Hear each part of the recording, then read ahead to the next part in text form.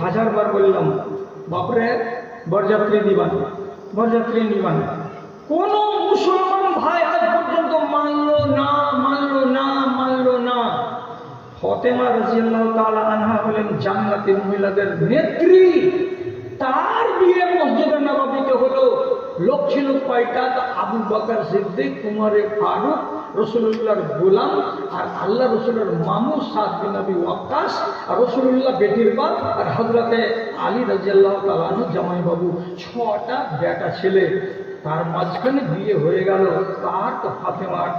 আর আপনার বেটা কি করে? দিল্লিতে পাইলিং এর কাজ করে, তার জন্য বিয়ে লাগবে। তো কতটি বরযাত্রী? যে 150টা। মাঠে ঝাড়া ফিরে দেয়, তোর পায়খানাতে মাছি বসছে কিনা। ন্যাংটার বাচ্চা 3টা পয়সা হলো, তার জন্য আল্লাহ রসুলের নীতিকে তুমি বুড়ো আঙুল দেখাবে?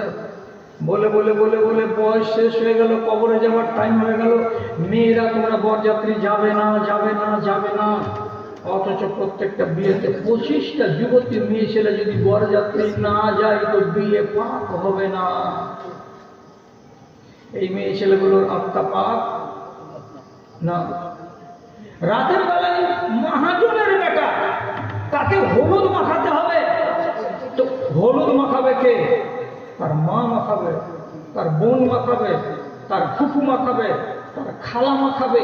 যেগুলো তার জন্য মাহারাম, যাদেরকে জীবনে বিয়ে করা যাবে না, তারাই তার শরীরে হাত দিবে। আর তুমি কে? আমি আমার বোনের দেওরের বিয়ে, তার জন্য আমি এসেছি ফারাক্কা থেকে। এই ছেলেটার গায়ে হাত দেওয়া তোমার যায়? কোন কথা কইছে? বিহাত দিন একটা খুশি করবে না মানুষ? এও ঘুরছে, এও ঘুরছে। গোটা টলার যুক্তি মেয়ে ছেলেকে, একটা বেটা ছেলেকে হলুদ ঘুরছে। আল্লাহর কসম, রাসূলুল্লাহ বলছেন, লা তুবাশিরুল মারাতুল মারাতা ওয়ালা তুবাশিরুর রাজুলুর রাজুলা। কোন ছেলে কোন মেয়েকে, কোন মেয়ে কোন ছেলেকে গায়ে গা লাগাতে পাবে না। এমনি করে চামড়ায় চামড়া লাগাতে পাবে না। আর তুমি আরামের সাথে একটা বাচ্চার, একটা ছেলের পিঠে হলুদ মাখিয়ে দিচ্ছ। জিজ্ঞাসা ছোট করে, তোমার নাশটা পাক নয়। এইগুলো আত্মাকে নিয়ে বাঁচো, আর তারপরে কবরে যাও। হিসাবটা কি হবে সেদিন বুঝতে পারবে। যখন কবরে চলে যাবে তখন টের পাবে। আমি একগুলো আমার সমাজের ভাইকে বললাম, জোর হাত করে বলছি, আমার বাপ জানেরা, আমার ভাই জানেরা, আমার দাদা জানেরা, আপনারা বরযাত্রী গেলেন, মেয়ের বাবার বাড়ি খেয়ে দিলেন। সেদিন আপনি মেহমান। মেয়ের বাবা খাইয়ে দিল, মাজাকে ভেঙে দিয়ে চলে আসলেন আপনি। 150 জন লোকের আয়োজন, 4টিখানি কথা নয়। এতগুলো খোরাক খাইয়ে দিল মেয়ের বাবা, পয়সা চাইল না। পরের দিন আপনার বাড়িতে যেটা দাওয়াত হবে, এই দাওয়াতটা হলো রসুলের সুন্নাত। এই দাওয়াতটা না হলো ওয়ালিমার দাওয়াত। ওয়ালিমার দাওয়াতটা আপনি খাওয়ান আর লোককে খাইয়ে তার কাছে দোয়া নেন, এটা হলো রাসূলুল্লাহর তরিকা।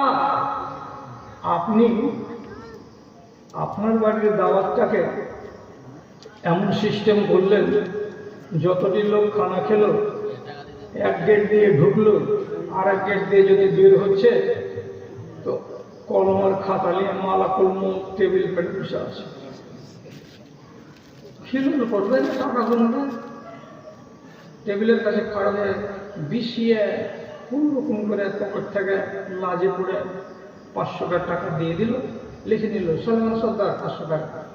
আর একজন এলো, একটা স্টিলের এত বড় ডোল লিখে দিল, স্টিলের ডোল কত টাকা? 700 টাকা। একজন প্রেশার কুকার দিল, লিখে নিল প্রেশার কুকার। জমা করছে কে? তো মোহরিল। কেন দিচ্ছ বাবা টাকাগুলো? খেয়েছি যে গরুর মাংস দিয়ে ভাত, তো টাকা দিতে হবে না?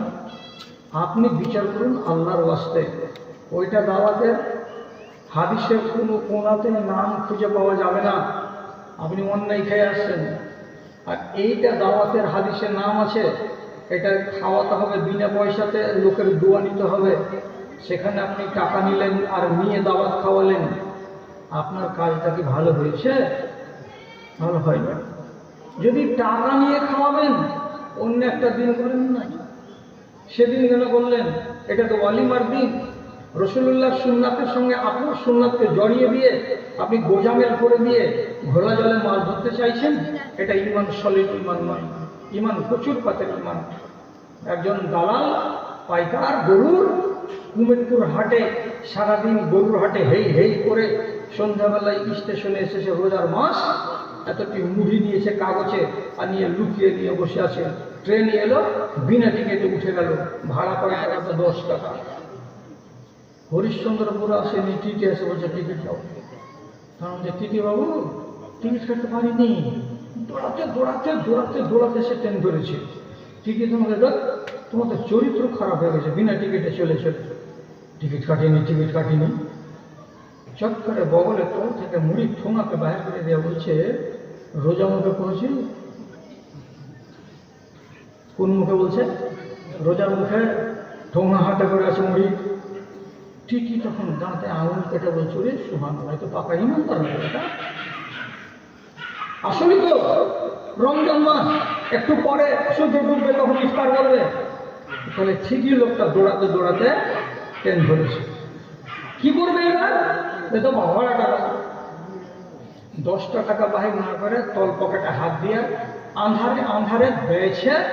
একটা 5 টাকার কয়েন দিয়েছে, টিটির হাতে দিয়েছে, একটা ধরছে। টিটি বলছে 5 টাকা কিনে দিয়েছ, 10 টাকা দাও না। তখন বলছে এটা লেন, কিছু আপনার হোক কিছু আমারও হোক। 5টা টাকা হোক আমার, আর 5টা টাকা হোক কার? টিটির। এই 5টা টাকার জন্য বলি দিয়েছে কাকে? 2 মিনিট আগে রমজানের রোজা। আহারে ইমান! এই ইমান নিয়ে আপনি বলছেন আমার নফস পাক আছে, আমি মরলেই আল্লাহ ফেরেশতারা ঘাটা দেখছে আমাকে নিয়ে যাওয়ার জন্য। তওবা করেন।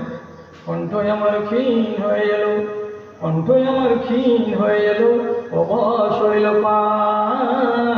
শত হাত দিলেও অচেতন জাতি, কেউ চেতন হইল না রে, কেউ চেতন হইল না। ধর্মের গলে চলিতেছে ছুরি, মুমিন কাঁদিছে দুঃখে। কোরআন হাদিস কাপড় মুড়িয়া, কমিন হাসিছে সুখে রে, কমিন হাসিছে সুখে। দানবের রূপ ধরেছে মানব, কোনো লজ্জা হইল না। শত হাত দিলে অচেতন জাতি, কেউ চেতন হইল না রে, কেউ চেতন হইল না।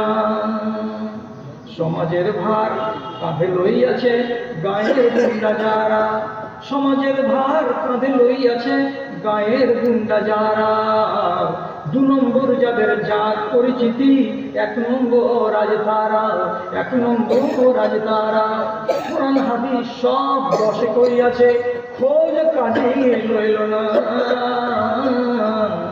শত হাত দিলেও অচেতন জাতি, কেউ চেতন হইল না রে, কেউ চেতন হইল না।